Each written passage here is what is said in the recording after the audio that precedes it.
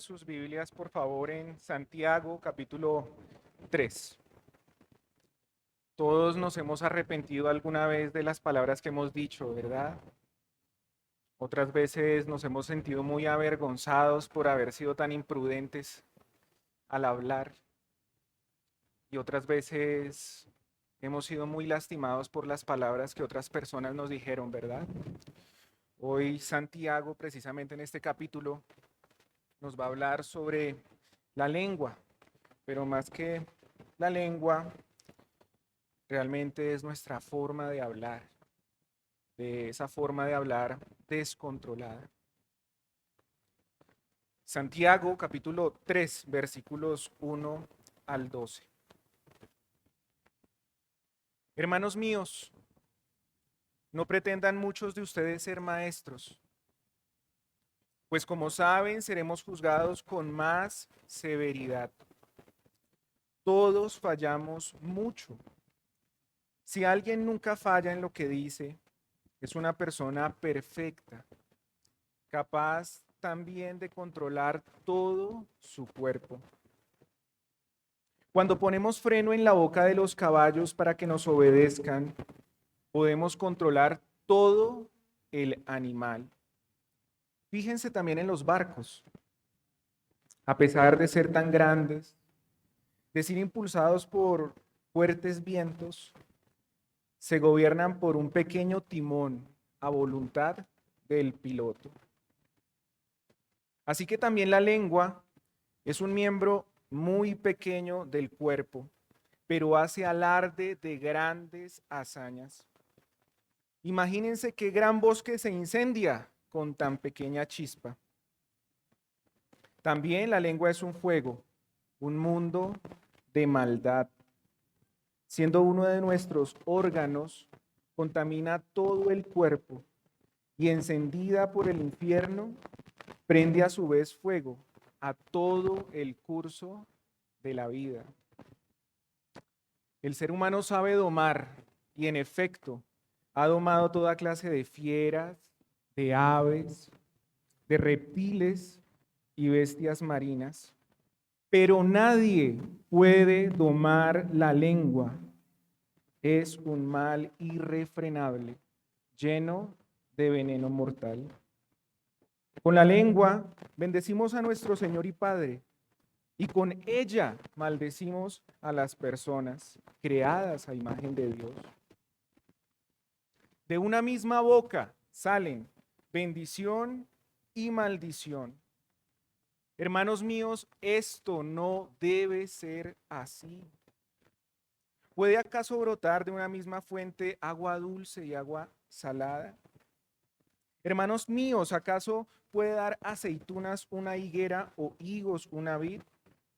Pues tampoco. Una fuente de agua salada puede dar agua dulce. Padre, te rogamos que nos enseñes por qué hablamos de esta manera, que lo podamos entender. Permítenos, Dios mío, verte a ti en esta lucha tan terrible que tenemos con esta naturaleza, inclinada siempre a lo malo, Señor. Ayúdanos, queremos estar atentos, Señor. Ayúdame, Señor. Gracias. Amén. El 17 de enero de 1966, un avión bombardero que volaba sobre la región de Almería, al sur de España, chocó contra un avión cisterna que lo iba a reabastecer de combustible en pleno vuelo. La causa de ese accidente fue porque ese avión iba muy rápido y no logró estabilizarse. El impacto generó que todo el combustible que estaba en ese avión cisterna se prendiera. Y así que empezaron a ver una enorme bola de fuego a kilómetros de distancia, cómo caía. Pero no solo estaba cayendo una bola de fuego, sino que ese avión bombardero llevaba 4 bombas nucleares. Cayeron dispersas sobre la región. No detonaron.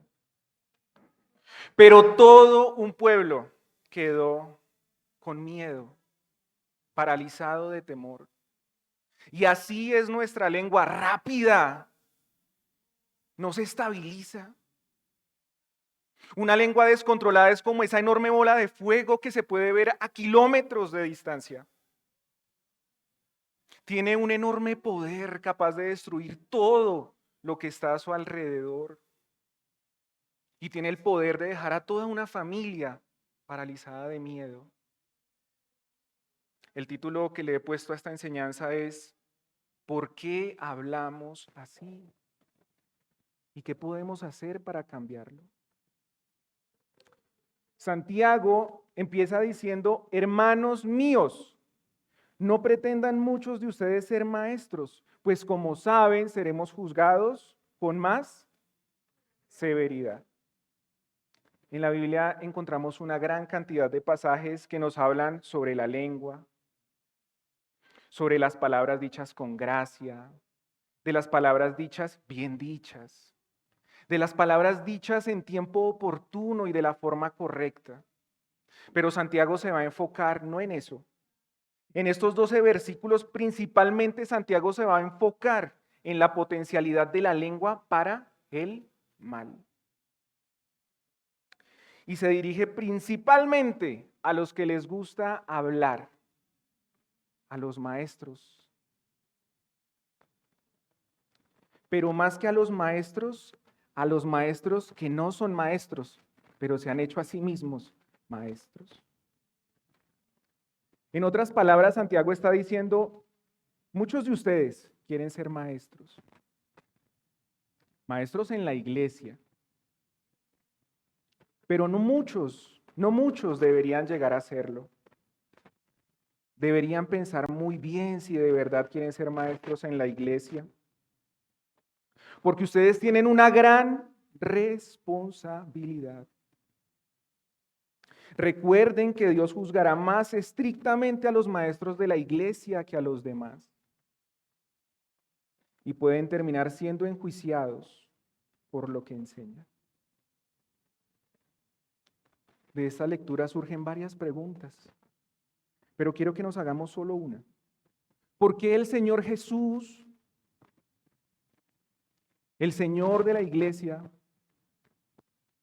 va a juzgar a los que enseñan más estrictamente que los demás, si todos los pecados son iguales para Dios? ¿Por qué?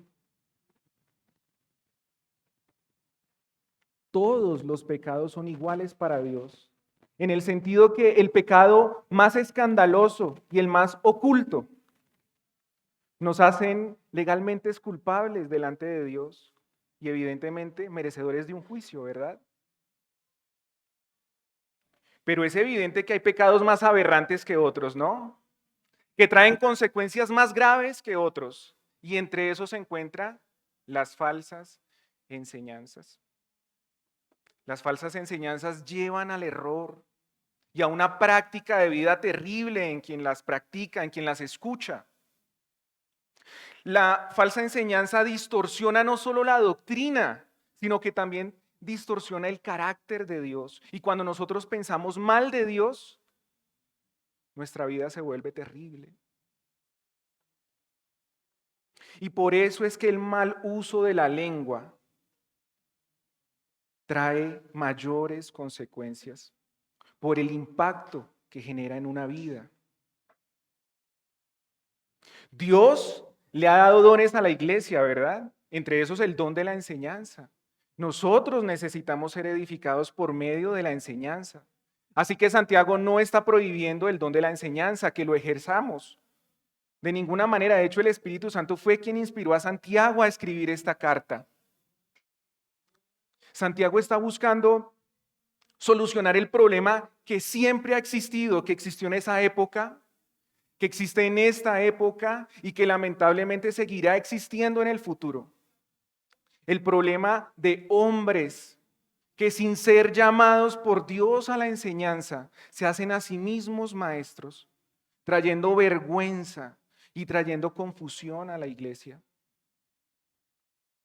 Y hasta aquí muchos van a estar tranquilos porque van a decir, yo no soy maestro, Tampoco quiero serlo.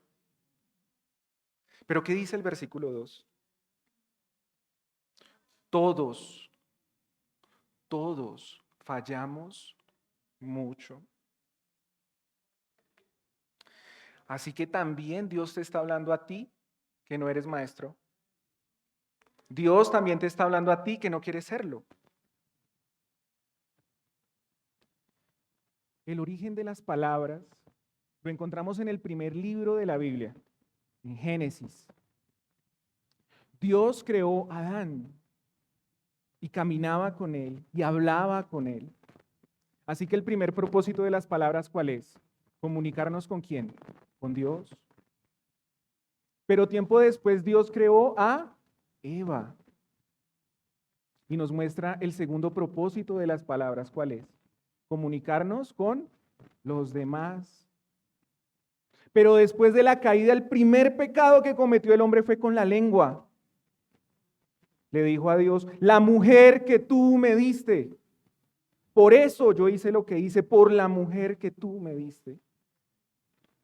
De ahí en adelante, nuestra lengua tiene ese problema. Siempre, siempre inclinada hacia lo malo, siempre inclinada hacia el pecado.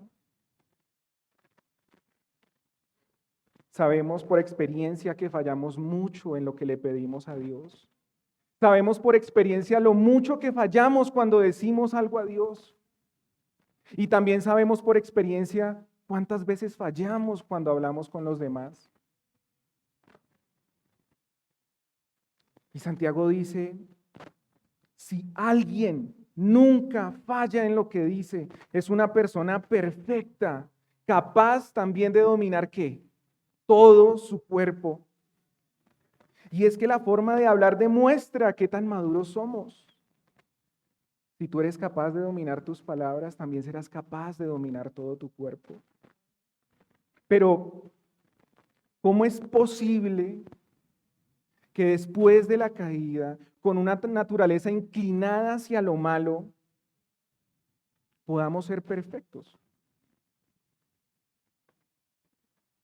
¿No será más bien que Santiago está usando una frase irónica? Como si Santiago dijera, miren, hermanos míos, se los voy a decir así. Si alguien nunca falla en lo que dice, es una persona perfecta. Y como perfecto no hay nadie, pues ¿qué le vamos a hacer? Yo soy así, si les gusta bien y si no también.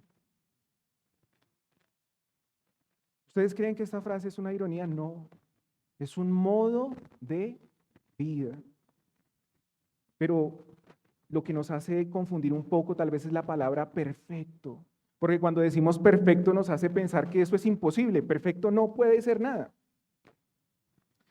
Pero palabra perfecto no significa una santidad total, sino madurez espiritual.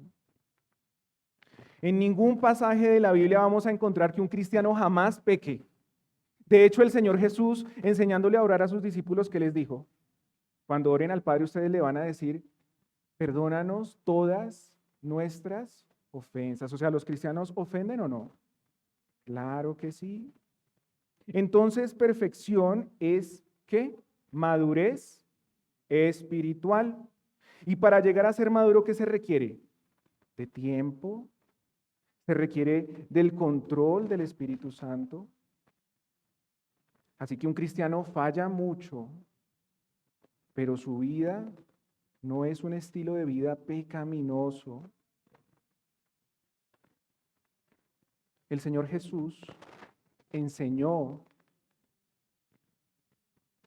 que todos necesitamos nacer de nuevo. Que cuando uno pone su confianza en Él, nace nuevamente. ¿Y por qué menciono esto? Un teólogo dijo muy sabiamente lo siguiente: el nuevo hombre es perfecto en cada parte, pero sigue siendo imperfecto en el grado de desarrollo espiritual en su vida presente. ¿Y esto qué significa?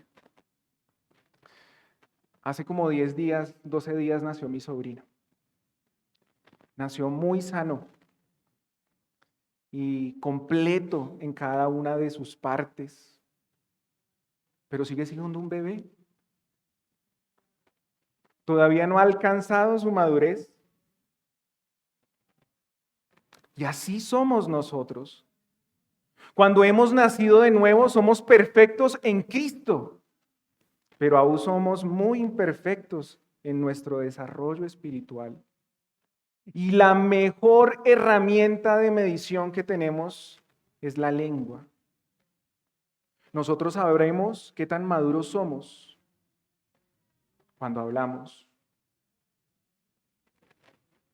Ahora, Santiago en los versículos 3 al 6 va a usar 3 ilustraciones que servirán para explicar las consecuencias que traen nuestras palabras. Vamos a leer. Versículo 3. Cuando ponemos freno en la boca de ¿quién? De los caballos. ¿Para qué? Para que nos obedezcan. Podemos controlar todo el animal. El segundo ejemplo que usa es un barco, ¿verdad? Dice, fíjense también en los barcos, que a pesar de ser tan grandes, de ser impulsados por fuertes vientos, se gobiernan por un pequeño timón. ¿A voluntad de quién? Del piloto. Y va a venir el tercer ejemplo. Así también la lengua es un miembro muy pequeño del cuerpo, pero hace alarde de grandes hazañas. Imagínense el gran bosque que se incendia ¿con qué? Con una pequeña chispa. ¿Qué leímos? Que un pequeño freno controla ¿qué? Un caballo. Que un pequeño timón controla un barco. Que una pequeña chispa incendia todo un bosque, ¿verdad? O sea que Santiago está hablando de las grandes consecuencias que genera algo tan pequeño, la lengua. Santiago insiste en el aspecto negativo de la lengua y es de esa potencialidad, pues Spurgeon, a pleno pulmón y quitarme el micrófono. Santiago insiste en el aspecto negativo de la lengua y de su potencialidad para el mal. Y la lista que da es muy desafortunada. Es lamentable esa lista que Santiago da. Él dice que la lengua se enorgullece de hacer grandes cosas. O sea que la lengua que muestra nuestra arrogancia. Dice que la lengua es un fuego con una fuerza inmensa ¿para qué? Para el mal. Puede ser como que una pausa mejor.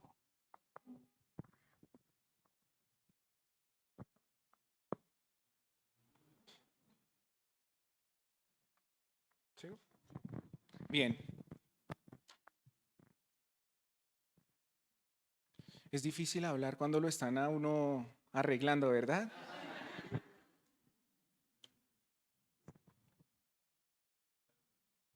Gracias, papá. ¿Ahora sigo con este? Bueno, mejor.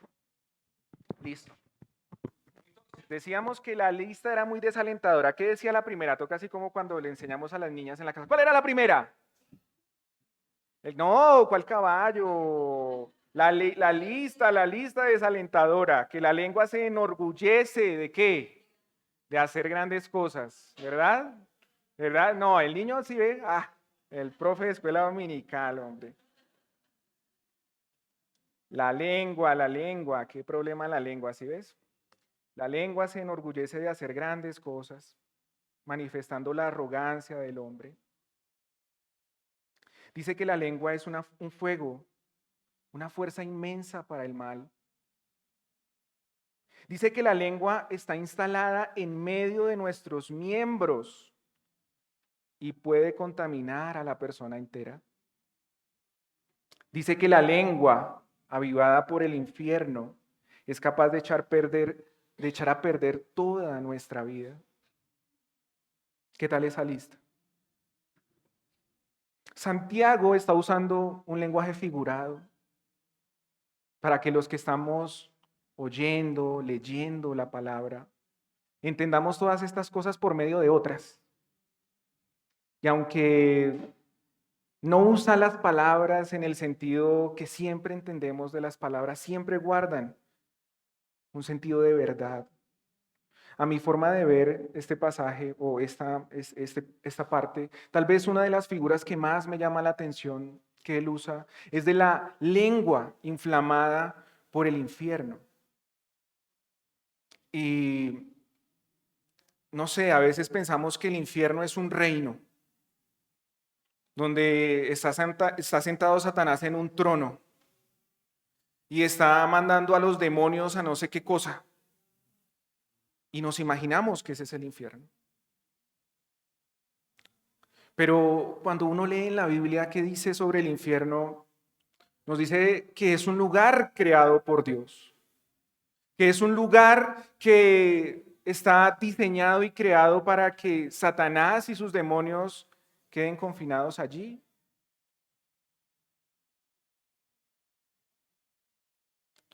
Eh, y la Biblia no enseña lo que comúnmente pensamos de un diablo en un trono con llamas alrededor. Eh,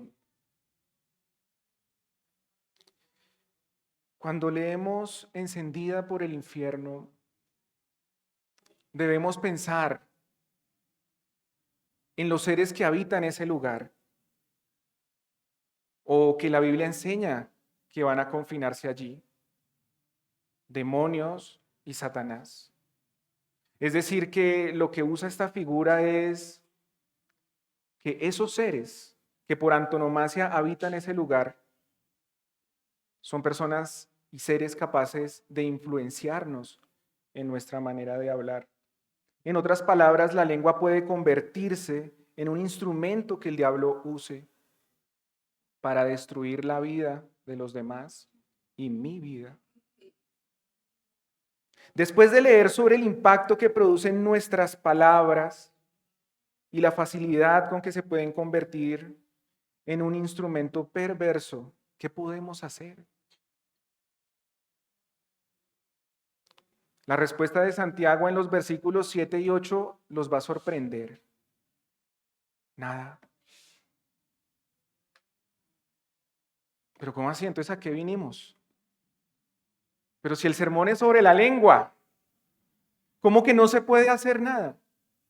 Versículos 7 y 8. El ser humano sabe domar y en efecto ha domado toda clase de fieras, de aves, de reptiles y de bestias marinas. Pero ¿quién?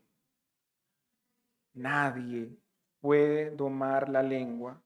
Es un mal qué, irrefrenable, lleno de veneno mortal. Santiago empieza a enfatizar la total incapacidad del ser humano de controlar su propia lengua. Y como si fuera poco, profundiza más esta verdad hablándonos de nuestra terrible contradicción en los versículos 9 al 12. ¿Qué dicen? Dicen, con la lengua bendecimos a nuestro Señor y Padre, y con ella maldecimos a las personas creadas a imagen ¿de quién? De Dios. De una misma boca, miren esta belleza, de una misma boca salen bendición y maldición. Después de leer esto es evidente que somos culpables de una total contradicción, ¿verdad? Piensen en esto. ¿Cómo es posible que nos arrodillemos a orar, reconozcamos la grandeza de Dios, su gloria, su belleza, y unos minutos más tarde estamos ofendiendo a nuestra esposa, gritando a nuestra esposa, hablándole feo a nuestra esposa? Minutos más tarde, la esposa está siendo irrespetuosa con su esposo, altanera con su esposo.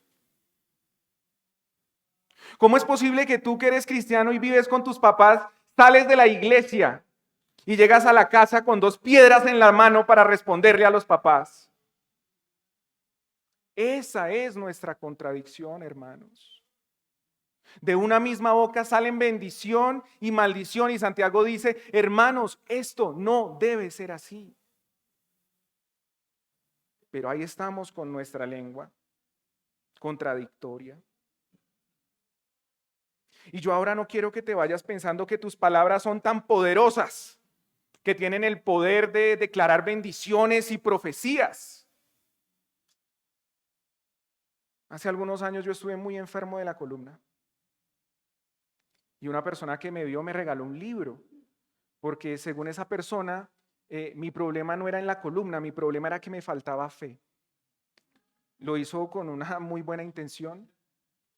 Yo empecé a leer el libro y el libro empezaba con la siguiente frase. No lo creo, no lo creo. Tus palabras son documentos legales escritos en el mundo espiritual. ¡Amén! Así dicen, allá dicen así. ¡Amén! Este autor utiliza dos argumentos. El primero los va a sorprender. Dios se lo dijo. Ese es el primer argumento. Dios le reveló que nuestras palabras son documentos legales escritos en el mundo espiritual. El segundo argumento lo forma un poquito más, lo estructura un poquito más, pero es totalmente incorrecto. Dice que cuando Dios habló, todas las cosas que vemos vinieron a la existencia física. Y ese mismo poder, óiganlo, opera en nosotros. Es decir, que cuando nosotros deseamos algo, solo con decirlo, lo traemos a la existencia física. Querida iglesia, creo que acá vemos muchos problemas. Y sería muy triste y muy lamentable que ustedes llegaran a creer algo así. La primera razón es que nosotros no somos Dios. La segunda es que nosotros no somos ningún Jehová Junior. Las palabras expresan las ideas que están en nuestra mente. Si tú quieres que alguien sepa lo que tú quieres, deseas, piensas, sientes, se lo dices. Se lo dices en un lenguaje comprensible y si tú puedes hablar, ¿qué vas a usar? Palabras. Tú y yo fuimos creados para poder comunicarnos. Santiago no nos está diciendo, hermanos, como ustedes son imperfectos y yo soy imperfecto al hablar, vamos a hacer un pacto de silencio. No. Tú y yo fuimos creados para comunicarnos, para expresar lo que sentimos a Dios, para expresar lo que sentimos a las personas. Nuestro problema principalmente no está en la lengua. Nuestro problema está aquí en nuestro corazón. Santiago dice, ¿puede acaso brotar de una misma fuente agua dulce y agua amarga? Hermanos, ahí está el problema. De la fuente donde brotan tus palabras. El problema de la lengua es cardíaco, como decía un pastor. Si tú tienes un corazón amargado, odioso, mentiroso, tus palabras serán mentirosas, engañosas, insidiosas. Tú crees que eres una persona sincera porque dices lo que piensas sin importar si hieres a los demás. No, eso no es ser sincero, eso es ser grosero. Y su origen es un corazón resentido. Tú crees que eres una persona honesta porque siempre dice la verdad. No importa si lo dices en un mal momento o a la persona menos indicada. Eso no es ser honesto.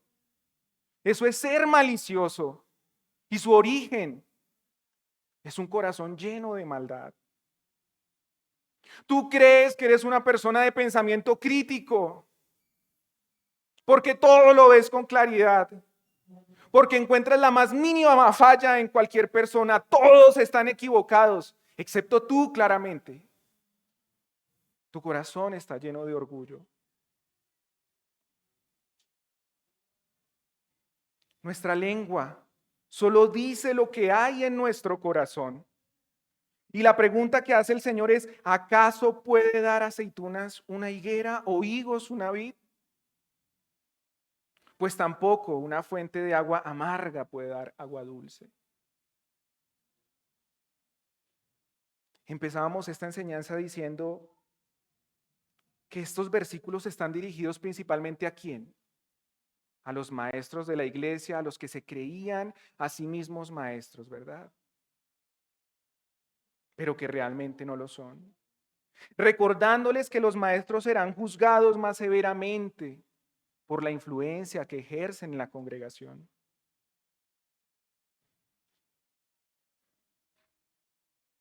Pero ahora también entendimos que está dirigido principalmente ¿a quiénes?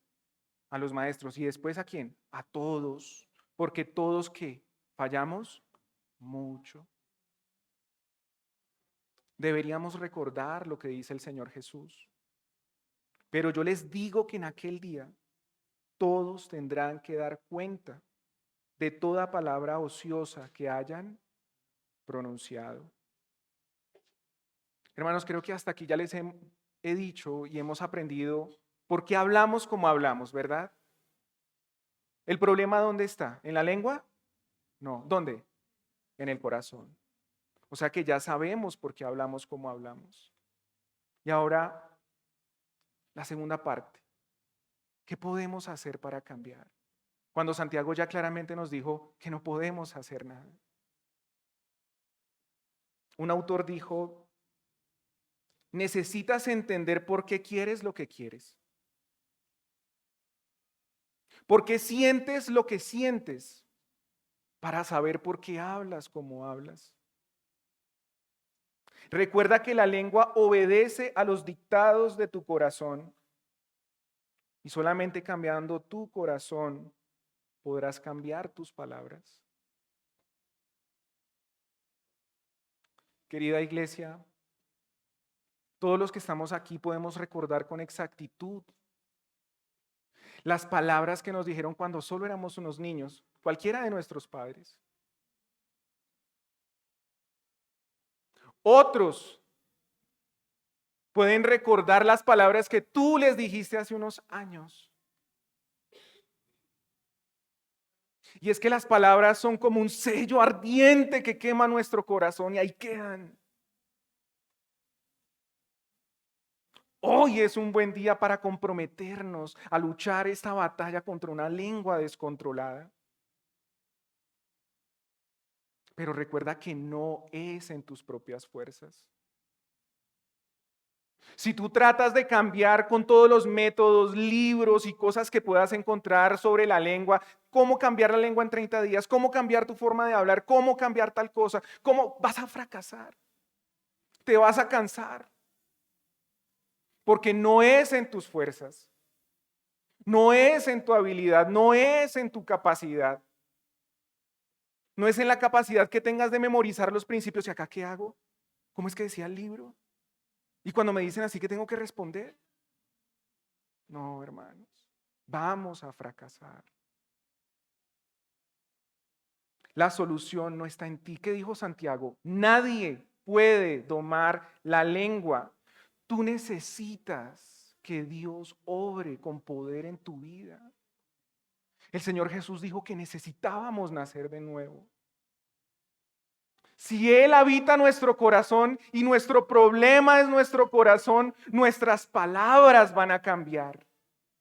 No va a ser fácil, es una lucha. Pero lo primero que tenemos que hacer es reconocer el regalo que Dios nos ha dado en su Hijo. Si Él habita en nosotros, nuestras palabras cambiarán. La parte que te corresponde a ti es muy fácil. Debes ser una persona que se deje guiar con facilidad.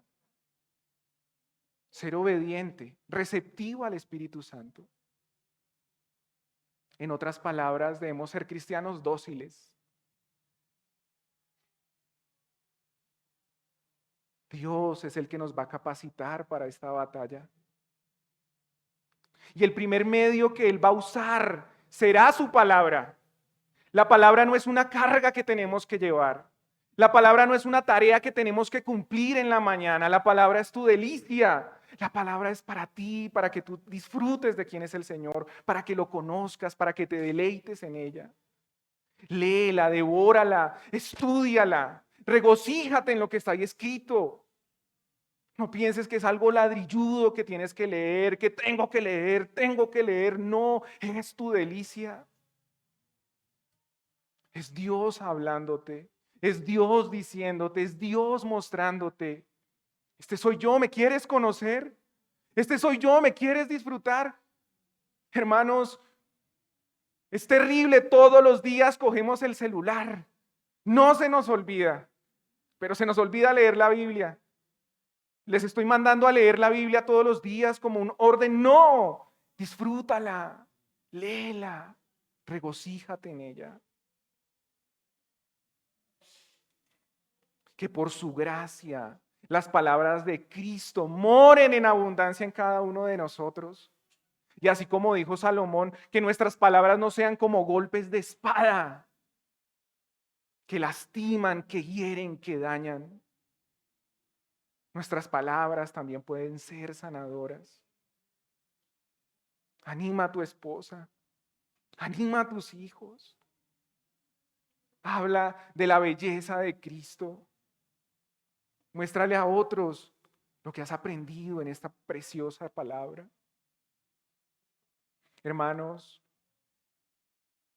como dijo el apóstol Pablo, solo puedo decirles lo mismo, que sus palabras siempre sean con gracia,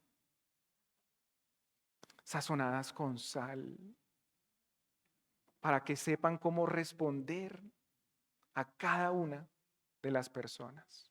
Amén. Padre, gracias Señor por tu palabra. Gracias Dios mío porque en ella encontramos lo necesario y lo suficiente para nuestra edificación, Señor. Perdónanos por aquellas palabras incontroladas, Señor. Gracias, Señor, por mis hermanos y por permitirnos este tiempo. Amén. Gracias.